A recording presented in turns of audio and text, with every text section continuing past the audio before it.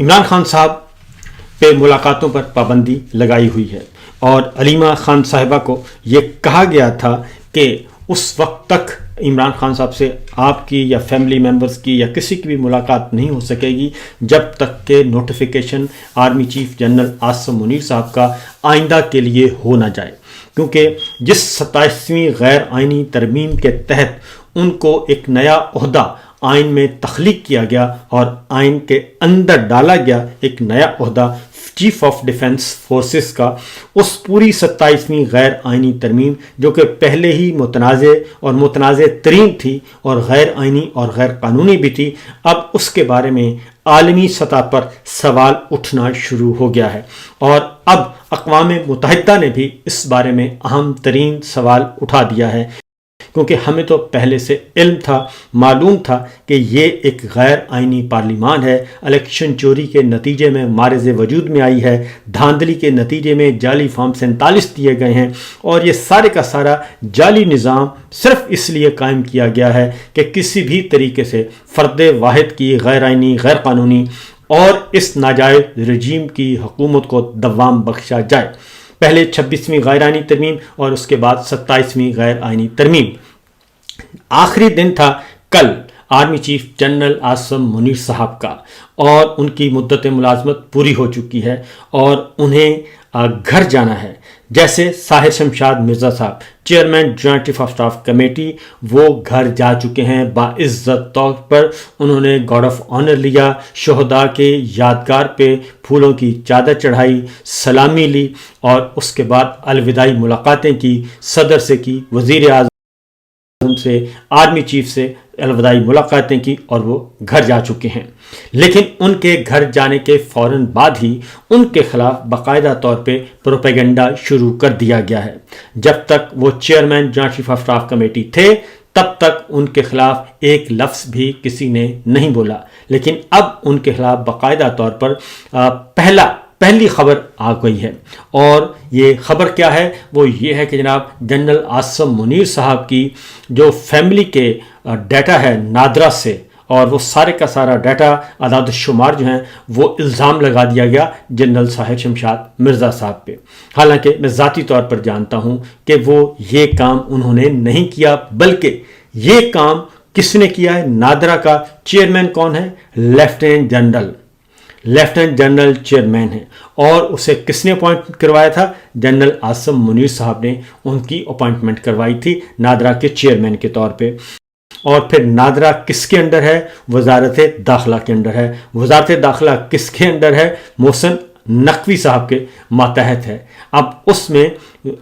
جو lieutenant general ہیں جن کی نوکری کروا رہے ہیں جنرل عاصم منیر صاحب، وہ بھلا کیوں ان کے خلاف یہ چیئرمین ساحر شمشاد مرزا صاحب کے کہنے پہ ان کے کاغذات کیوں دیں گے؟ یہ بات بالکل ہی غلط ہے۔ اس کی وجہ یہ ہے کہ چیئرمین ساحر شمشاد مرزا صاحب جو ہیں، چیئرمین جو ہوتے ہیں joint chief of staff committee, وہ ان کے پاس اس طرح کی پاورز نہیں ہوتی کہ وہ سسٹم کے اندر جا کے مینوپولیٹ کر سکیں۔ ہاں، وہ ایک اعلیٰ ترین سطح پہ ہیں، وہ آرمی چیف کے بھی اوپر ہوتے ہیں عہدے کے اعتبار سے، اور جب حالت جنگ میں کوئی جاتا ہے ملک، یعنی کہ پاکستان میں اگر حالت جنگ اناؤنس کر دی جائے تو تب جو ڈرائیونگ سیٹ پہ ہے، جو لیڈ کرتے ہیں، وہ chairman joint chief of staff committee ہوتے تھے اور joint staff headquarters lead کرتا ہے، کیونکہ جب جنگ کا اعلان کر دیا جائے تو پھر بری فوج اپنا کام کرتی ہے، فضائیہ اپنا کام کرتی ہے، بحریہ اپنا کام کرتی ہے، اور جوائنٹ اسٹاف ہیڈ کوارٹر جو ہے اور وہ اس کو لیڈ کر رہا ہوتا ہے اور اس کو ریگولیٹ کر رہا ہوتا ہے اور اس کی مانیٹرنگ بھی کر رہا ہوتا ہے، اور ساتھ ساتھ اسٹریٹجک فورسز بھی اپنا کام کر رہی ہوتی ہیں۔ یہ اس لیے یہ سب کچھ ہوتا ہے۔ تو جناب یہ کہنا اب ساحر شمشاد مرزا صاحب پہ، کیونکہ ساحر شمشاد مرزا صاحب پہ اس لیے بھی مسئلہ ہے کہ وہ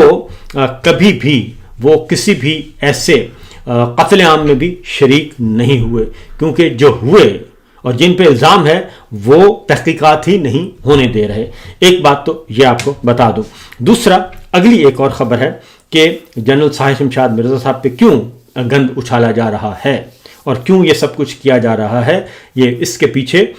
وہی ہے جناب کہ چونکہ انہوں نے سپورٹ نہیں کیا بہت سارے موقعوں پر، بہت سارے موقعوں پر انہوں نے سپورٹ نہیں کیا اور انہوں نے اپنی انڈیپینڈنٹ آواز بلند کی، جس کی وجہ سے یہ سب کچھ میں ذاتی طور پر جانتا ہوں کہ ان کو باقاعدہ طور پر ان کے جونیئرز کے ذریعے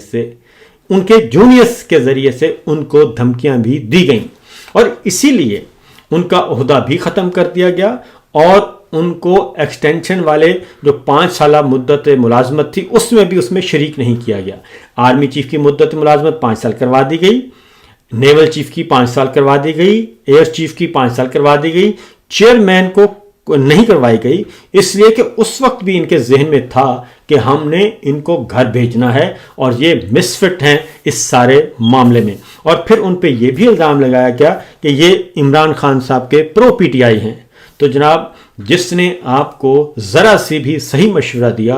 آپ نے اسے کہا وہ پرو پی ٹی آئی ہیں۔ اور پھر اگلی بات یہ ہے کہ 8 فروری 2024 کو آپ ہی نے بھیجا تھا ان کو جیل میں عمران خان صاحب کے ساتھ مذاکرات کرنے کے لیے۔ تو پھر جناب، اگر آپ نے بھیجا ہے تو اگر عمران خان صاحب نہیں مانے تو پھر اس میں ان کا کیا دوش ہے؟ تو یہ ہے، اگر ان کی بات اس وقت مان لی جاتی تو آج کم از کم پاکستان کا یہ حال نہ ہوتا۔ اس لیے جناب ایک اور خبر لیں، کیونکہ معاملات بہت خطرناک ہو چکے ہیں، لیکن پہلے ذرا اقوام متحدہ نے کیا کہا ہے۔ کل آخری دن تھا اور اگلی اننگز شروع کرنی تھی شہباز شریف اینڈ نواز شریف صاحب کے ساتھ مل کر، تو اقوام متحدہ کی طرف سے اسٹیٹمنٹ آ چکا ہے۔ اسٹیٹمنٹ میں انہوں نے 27ویں غیر آئینی ترمیم کو مسترد کر دیا ہے ایک اعتبار سے، اور انہوں نے واضح طور پر کہہ دیا ہے کہ 27ویں غیر آئینی ترمیم جو ہے اس کے نتیجے میں جو جوڈیشری کو ڈس فنکشنل کیا گیا ہے وہ درست نہیں ہے۔ جوڈیشری کو ڈس فنکشنل کر دیا گیا، عدلیہ کی آزادی اور خود مختاری کو ختم کر دیا گیا۔ یہ جو 27ویں غیر آئینی ترمیم ہے یہ نہ جمہوری ہے، نہ آئینی ہے، نہ قانونی ہے، اس کے بارے میں واضح طور پر یہ بتا دیا گیا ہے۔ اور اگر کسی کو کوئی شک ہے تو میں آپ کو سنوا بھی دیتا ہوں، پہلے ذرا سنیے کہ کیا کہتے ہیں اقوام متحدہ کے ترجمان، ذرا سنیے گا غور سے۔ Pakistan's hastily adopted constitutional amendments seriously undermine judicial independence and raise grave concerns about military accountability and respect for the rule of law. These changes, taken together, risk subjugating the judiciary to political interference and executive control. We are concerned that these amendments risk far-reaching consequences for the principles of democracy and the rule of law, which the Pakistani people hold dear. یہ جناب آپ نے سن لیا، انہوں نے کہا کہ یہ جو ترمیم ہے 27ویں یہ ان ڈیموکریٹک ہے، ان کانسٹیٹیوشنل ہے، اور اس سے عدلیہ کی آزادی کو سلب کر دیا گیا ہے۔ اس ترمیم کے ذریعے فوج کا احتساب ناممکن بنا دیا گیا ہے، اس کے ذریعے قانون کی حکمرانی کا خواب ختم کر دیا گیا ہے، اس کے ذریعے سیاست میں فوج کی مداخلت کو بڑھا دیا گیا ہے۔ یہ اقوام متحدہ کی طرف سے واضح طور پر یہ کل اس پہ اپنا کنسرن شو کیا ہے باقاعدہ طور پر، اور اس کے بعد اب کوئی پیچھے باقی بات بچتی نہیں کہ جس کے بعد آپ یہ کہہ سکیں کہ جناب یہ تو معاملہ ہی کچھ اور نکلا۔ تو لہٰذا اقوام متحدہ کی طرف سے بھی اب یہ واضح طور پر بات سامنے آ چکی ہے کہ یہ 27ویں غیر آئینی ترمیم جو ہے ایک خاص مقصد کے لیے اپنے آپ کو بچانے کے لیے کی ہے، اور استثناء کے معاملے کو بھی اقوام متحدہ نے مسترد کر دیا ہے جو تاحیات استثناء دیا گیا تھا۔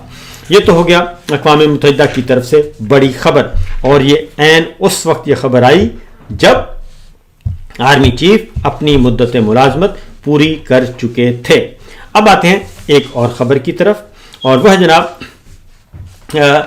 ایک بہت ہی تگڑے افسر ہیں،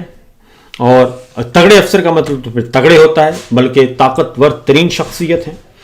اور انہوں نے طاقتور ترین شخصیت کے وہ ماتحت ہیں، براہ راست ان کی ماتحتی میں آتے ہیں، اور وہ یہ ہے کہ انہوں نے بہت زیادہ، آپ کو پتہ ہے کہ رجیم چینج آپریشن کے بعد اور خاص طور پہ 3 سال سے انہوں نے بہت سارے ایسے کام کیے جو کہ ناقابل برداشت ہیں، اور پاکستان کی تاریخ میں، مہذب معاشروں میں، مہذب دنیا میں ایسا کبھی نہیں ہوا۔ اور پاکستان کا جو کلچر تھا کہ سیاست میں بھی چادر چار دیواری کا خیال رکھا جاتا تھا، ماؤں بہنوں بیٹیوں کی عزتوں کا خیال رکھا جاتا تھا، بچوں کا خیال رکھا جاتا تھا، لیکن پچھلے 3 سالوں میں ایسا کچھ خیال نہیں رکھا گیا، بلکہ پامال کیا گیا، اور بدترین طریقے سے پامالی ہم نے دیکھی۔ اب آتے ہیں اس پہ، کیونکہ ادھر پوری قوم کو بھیڑ بکریوں کی طرح ٹریٹ کیا جا رہا تھا، ان کو دھمکیاں دی جا رہی تھیں، ان کے ساتھ برا سلوک کیا جا رہا تھا، اور سیاسی انتقام لیا جا رہا تھا اپنے ذاتی سیاسی ایجنڈے کی تکمیل کے لیے، اور اپنے بگ باس کو بتایا جا رہا تھا کہ میں آپ کا بڑا لائل ہوں اور آپ کے کہنے پہ میں کچھ بھی کر سکتا ہوں۔ یہ سب کچھ بتایا جا رہا تھا، اور پھر اپنی کارکردگی بتائی جاتی تھی۔ تو یہ سب کچھ ہو رہا تھا، لیکن جب وہ کہتے ہیں نا جی ایبسلیوٹ پاور جو ہے وہ کرپٹ کر دیتی ہے انسان کو، اور بہت زیادہ انسان کو اندھا کر دیتی ہے، اور وہ یہی ہوا کہ ایبسلیوٹ پاور نے بالکل ایبسلیوٹلی کرپٹ کر دیا ہے، اور عقل پہ پردہ پھیر دیا تھا۔ وہ یہ ہے کہ اب سسٹم کے اندر سے اب سکینڈلز آ رہے ہیں، سسٹم کے اندر سے ایسے معاملات اٹھ رہے ہیں کہ سوچ بھی نہیں سکتا۔ اور جنہوں نے کل بے گناہ سیاسی کارکنان، سیاسی رہنماؤں، صحافیوں کے گھروں کو توڑا، ان کے خلاف مقدمات درج کروائے، اب وہ خود پھنس چکے ہیں، ان میں سے ایک خود پھنس چکے ہیں، اور یہ آگ حدت شدت ان کے گھر تک پہنچ چکی ہے، اور اطلاع ہے کہ کسی ایک کو اٹھا بھی لیا گیا ہے، اور کسی ایک کو نہیں بلکہ کچھ زیادہ کو اٹھا بھی لیا گیا ہے، اور اب معاملات جو ہیں پکڑے جا رہے ہیں، پورے کے پورے نیٹ ورک پکڑے جا رہے ہیں کہ جو اس سارے معاملے کا اتھارٹی کا مس یوز کر رہے تھے۔ اب معلوم ہمیں یہ کرنا ہے، ابھی پتہ چل جائے گا آنے والے دنوں میں کہ جناب یہ سارا کچھ جو ہو رہا تھا اس کے بارے میں کیا بگ باس کو علم تھا یا نہیں تھا، اور اگر اب ساری چیزیں جو آہستہ آہستہ سامنے آ رہی ہیں اور اگر وہ بگ باس تک پہنچتی ہیں تو کیا بگ باس اس بندے کے بارے میں کوئی فیصلہ لیں گے؟ کیا اس کا احتساب ہوگا؟